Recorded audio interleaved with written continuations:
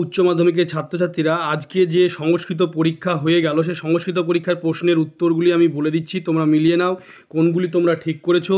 আমি ইতিহাসেরও ভিডিও আমার চ্যানেলে আপলোড করেছি, তোমরা দেখে নেবে।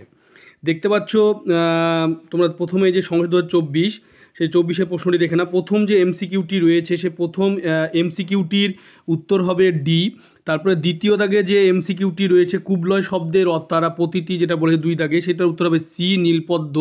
3 দাগে যে প্রশ্নটি রয়েছে চীনাংশুক কি, 3 দাগের প্রশ্নের উত্তর হবে সি রেশমের বস্ত্র। আমি কালকে যে ভিডিওটি সংস্কৃত আপলোড করেছি সেখান থেকে অনেক এমসিকিউ এসিকিউ এবং বড় প্রশ্ন তোমরা কমন পেয়েছো, দেখে নিবে আমার ভিডিওটি। তারপরে তোমরা দেখতে পাচ্ছ 4 দাগে যে প্রশ্নটি রয়েছে মহার্ঘ শব্দের অর্থ কী, মহার্ঘ শব্দের অর্থ হবে বহুমূল্য, 4 দাগের প্রশ্নের উত্তর। 5 দাগের প্রশ্ন উত্তর কর্মযোগ শ্রীমদ্ভগবদ্গীতার কোন অধ্যায়ে আছে, 5 দাগের প্রশ্ন উত্তর হবে ডি 3য় অধ্যায়ে। 6 দাগের প্রশ্ন দেখতে পাচ্ছ কৃষ্ণ কাকে উপদেশ দিয়েছেন, 6 দাগের প্রশ্ন উত্তর হবে ডি অর্জুনকে। 7 দাগের প্রশ্ন হচ্ছে মুনিবর কোন, এখানে মুনিবর কে। 7 দাগের প্রশ্ন উত্তর হবে জন্নু। তারপরে যে নেক্সট যে 8 দাগের যে প্রশ্ন রয়েছে গঙ্গাস্তবমের রচয়িতা কে, এটা হবে শঙ্করাচার্য। নাট্যাংশ থেকে দেখতে পাচ্ছ কুহু শব্দের অর্থ কী, এর উত্তর হবে অমাবস্যা সি। তারপরে তোমরা দেখতে পাচ্ছ কথবয় বাসু, বাসুটা হচ্ছে কে। বাসু 10 দাগের যে প্রশ্নটি রয়েছে সেটা হবে এ কৌমুদি। 11 দাগে দেখতে পাচ্ছ শশাঙ্ক শব্দের প্রতিশব্দ কী, 11 দাগের প্রশ্ন হবে চন্দ্র। 12 দাগের প্রশ্ন তোমরা দেখতে পাচ্ছ সাদাম শব্দের প্রতিশব্দ কী, গচ্ছম। কালকেকার প্রশ্নটি দেখবে হুবহু সব প্রশ্ন অনেক এমসিকিউ কমন চলে এসেছে। আর্যভট্ট কে ছিলেন, আর্যভট্ট ছিলেন জ্যোতির্বিদ। বরাহমির রচিত গ্রন্থ বরাহমির রচিত যে গ্রন্থটির নাম কি, এটা হবে বৃহৎ সংহিতা। তারপরে নেক্সট যে প্রশ্ন মিচ্ছকটিকম কে লিখেছেন, মিচ্ছকটি লিখেছেন শূদ্রক।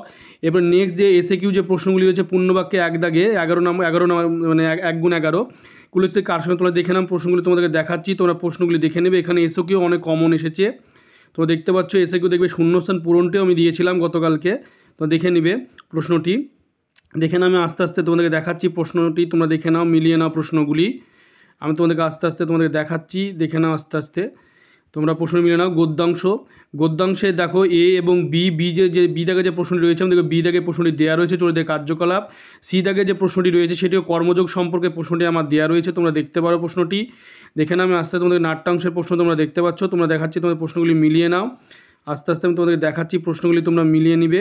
ভাব সম্প্রসারণ এটা দেখতে পাচ্ছ, ভাব সম্প্রসারণ দেখতে পাচ্ছ, এটা রয়েছে। এরপরে তোমাদের কারক বিভক্তি যেটা আসে সেটা রয়েছে এখানে। তারপরে তোমরা দেখতে পাচ্ছ ব্যাসবাক্য সহ সমাস, সেটি এখানে দেওয়া হয়েছে। তারপরে নেক্সট যে প্রশ্ন রয়েছে 7 দাগে দেখতে পাচ্ছ যে শব্দগুলির অর্থ পার্থক্য। তারপরে রয়েছে 8 দাগে এক কথায় প্রকাশ, তোমরা দেখতে পাচ্ছ। এবার 9 দাগে রয়েছে পরনিষ্ঠিত রূপটি লেখো।